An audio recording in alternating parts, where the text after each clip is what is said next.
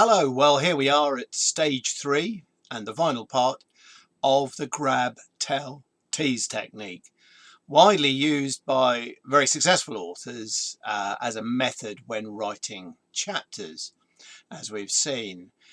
In brief summary of the previous two parts, the grab is basically about planting a question in the reader's mind, which is then to be answered afterwards.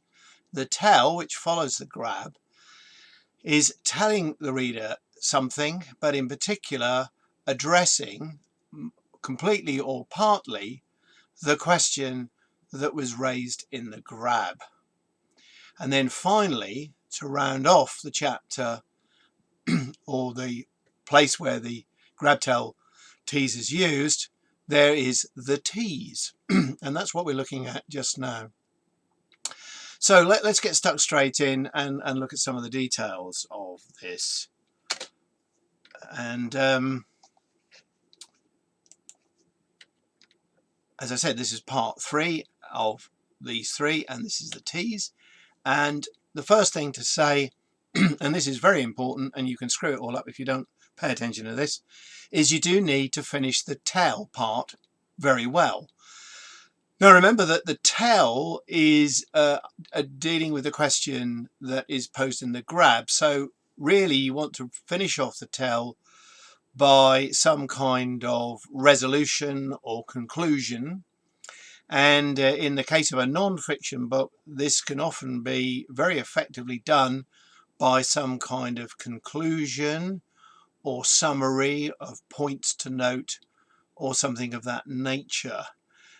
In fiction, obviously you don't do that kind of thing, well, not normally anyway, but nevertheless the resolution, as I've called it, is something that can work extremely well. It rounds things off, brings them to a partial close, if you like, and makes the reader feel good about how things are progressing. So that's making sure that the tell has finished well, which puts the reader in a positive frame of mind, hopefully. But you don't want them to stop there. So that's where the tease comes in.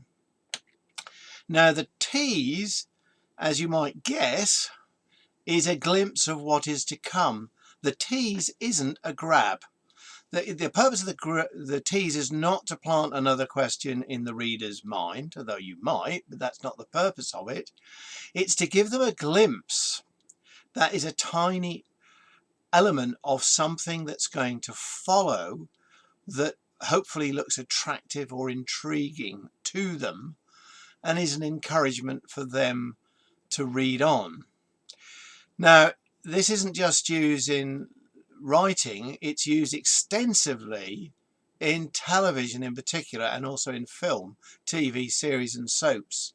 You know, the classic cliffhanger at the end of the episode where you wonder what on earth's going to happen next, and so you want to watch the next episode. That's a classic tease of sorts.